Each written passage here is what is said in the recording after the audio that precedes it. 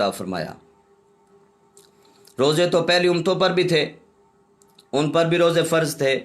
کسی پر 2-4 دن کے روزے، کسی پر مہینے کے، کسی پر 2 ماہ کے۔ تو یہ اس امت کا تمغہ امتیاز ہے ہمارے نبی اکرم صلی اللہ علیہ وآلہ وسلم کے طفیل کہ اللہ نے ہمیں رمضان جیسا بابرکت مہینہ عطا فرمایا ہے۔ تو رمضان شریف کے روزے جو ہے یہ سب سے بڑی عبادت اس ماہ کی وہ روزہ ہے۔ جس شخص نے روزہ رکھا، روزے کے ذریعے سے اللہ پاک اس انسان کے اندر تقوی، طہارت، پاکیزگی اور اسی طریقے کے ساتھ پرہیزگاری اور ہمدردی، بھائی چارہ، یہ ساری چیزیں روزے کے ذریعے سے ہمارے اندر پیدا ہوتی ہیں۔ جب انسان روزہ رکھتا ہے تو اس کے اندر دوسرے غرباء کا، ان کے ساتھ تعاون کا جذبہ بھی پیدا ہوتا ہے کہ وہ کس طریقے کے ساتھ اپنا گزارا کرتے ہوں گے، یہ احساس بھی ہمیں روزے کے ذریعے سے پیدا ہوتا ہے۔ اور جیسے کہ آپ نے سوال کیا تقوی کے متعلق، کیونکہ قرآن پاک یہ کہہ رہا ہے لعلکم تتقون، کہ روزے کے ذریعے سے اللہ پاک ہمارے اندر تقوی کی صفت کو پیدا کرنا چاہتے ہیں۔ اور واقعتاً یہ بات بالکل درست ہے اور سچی ہے کہ انسان جب روزہ رکھتا ہے، اور روزہ ایک ایسا عمل ہے کہ اس کے ذریعے سے جو ہے تقوی، پرہیزگاری انسان کے اندر آٹومیٹک آ جاتی ہے۔ آپ پوچھیں گے کیوں؟ وہ اس لیے کہ جب روزہ رکھے گا صبح سحری سے لے کر شام تک بھوک پیاس بھی برداشت کرے گا، اسی طریقے کے ساتھ ہر قسم کے گناہوں سے بچے گا، نفس کے شر سے بچے گا، خواہشات نفسانیہ سے بچے گا، اور بھوک اور پیاس کی شدت بھی برداشت کرے گا، اور کھانا موجود ہوگا۔ فریج کے اندر، ہمارے گھروں کے اندر ہر چیز موجود ہوتی ہے، پھل بھی موجود ہوتے ہیں، ہر چیز کھانے کی موجود ہے، پینے کی موجود ہے، لیکن یہ اللہ کی طرف سے ایک خاص فضل ہوتا ہے کہ روزے کی برکت سے انسان چیزوں کے ہوتے ہوئے ان سے بچتا ہے۔ اور یہ اللہ پاک نے بہت بڑا ہم پر یہ فضل کیا کہ روزے کے ذریعے سے ہمارے اندر تقوی اور پرہیزگاری کا یہ عمل جو بالکل آسان طریقے سے ہم حاصل کر سکتے ہیں، یہ رمضان مبارک ہی ذریعہ بنا ہے کہ ہمارے اندر تقوی والی صفت پیدا ہو جاتی ہے۔ جب ہم روزہ رکھتے ہیں تو روزہ رکھنے سے ہمارے اندر پرہیزگاری آتی ہے، اخلاص آتا ہے، للہیت آتی ہے، اچھی صفات پیدا ہوتی ہیں۔ تو ہمیں چاہیے کہ ہم رمضان مبارک کی ان گھڑیوں سے بھرپور فائدہ حاصل کریں، اور روزہ رکھ کر اللہ کی عبادت کریں، اللہ کو خوش کریں، اللہ کو راضی کریں، اور تقوی اور پرہیزگاری جو اللہ کے پسندیدہ بندوں کے اندر ہوتی ہے، جس کے بارے میں قرآن کے اندر اللہ پاک نے ارشاد فرمایا ھدی للمتقین، کہ یہ متقی لوگوں کے لیے ہدایت ہے۔ یہ قرآن پاک جو اس ماہ مقدس کے اندر نازل ہوا اور تقوی والے لوگوں کے لیے ہدایت ہے، اس کا کیا مطلب ہے کہ تقوی والے لوگ، متقی لوگ، ان کے لیے ہدایت ہے؟ اس کی طرف اشارہ قرآن یہی کر رہا ہے کہ جو متقی بن جاتے ہیں ان کے ذریعے سے اللہ اور لوگوں کو بھی ہدایت دیتے ہیں۔ تو اس لیے ہمیں چاہیے کہ ہم رمضان مبارک کے آداب کا بھی خیال رکھیں، اس کا احترام کریں، اور روزہ بھی اپنا مکمل کریں،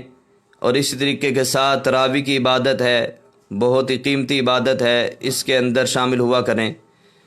تو اللہ پاک ہم سب کو روزہ رکھنے کی توفیق عطا فرمائے، اور ہمارے اندر اللہ تعالیٰ متقیوں والی صفات پیدا فرمائے کہ اللہ کو متقی لوگ بڑے ہی پسند ہے، جس کی تعریف اللہ نے قرآن کے اندر کی ہیں۔ اللہ پاک ہم سب کو بھی متقی اور پرہیزگار بنائے۔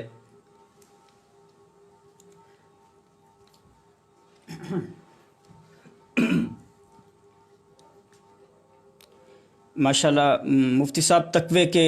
حوالے سے گفتگو فرما رہے تھے۔ رمضان المبارک میں تقوی حاصل ہوتا ہے روزے کے ذریعے۔ اللہ تبارک و تعالیٰ نے روزے کو تقوی کا جو ہے وہ ذریعہ بنایا ہے۔ مفتی صاحب ایک عموماً سوال پوچھا جاتا ہے کہ اللہ نے اس امت پر روزے جو ہیں وہ اللہ تعالیٰ نے اس امت کو جو ہے روزے رکھنے کی ترغیب جو ہے وہ کیوں دی ہے، اس کی کیا حکمت ہے، یہ اس حوالے سے آپ آگاہ کیجیے گا۔ جی، میں نے پہلے بھی جیسے عرض کیا کہ اللہ نے اس آیت کے اندر جو فرمایا ہے یا ایھا الذین آمنوا کتب علیکم الصیام کما کتب علی الذین من قبلکم لعلکم تتقون، ان آیت سے واضح پیغام ہمیں مل رہا ہے کہ اللہ تعالیٰ ہمیں ترغیب دے رہے ہیں، وہ اس لیے کہ اللہ نے کسی اور امت کو ترغیب نہیں دی حکم دینے سے پہلے۔ یہ اس امت کا تمغہ امتیاز ہے کہ اللہ پاک اس امت پر جیسے اور اللہ کے بڑے احسان ہیں حضور صلی اللہ علیہ وآلہ وسلم کی وجہ سے، تو یہ بھی اللہ کا بہت بڑا کرم اور فضل ہے کہ اللہ تعالیٰ نے اس امت کو حکم دینے سے پہلے ترغیب دی ہے۔ قربان جائیں، اللہ تعالیٰ کا بہت بڑا احسان ہے اور فضل ہے کہ اللہ نے ہمیں پہلے ترغیب دی۔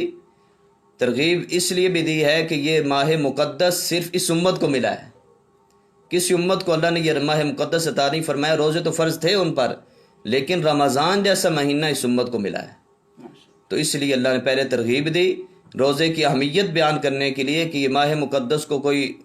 شخص یہ نہ سمجھے کوئی عام سا مہینہ ہے، یا روزے کی عبادت جو عام سی عبادت ہے یہ کر لیں تو فائدہ ہے، نہ کریں تو کوئی نقصان نہیں ہے، نہیں، بلکہ روزہ رکھنے سے فائدے بھی ملتے ہیں، صحت بھی ملتی ہے، طاقت بھی ملتی ہے، اور آخرت کے اندر بھی درجات بلند ہوتے ہیں، اور ساتھ ساتھ اللہ پاک اس سے خوش ہوتے ہیں، اور انسان روزہ رکھنے سے اللہ کا مقرب بندہ بن جاتا ہے۔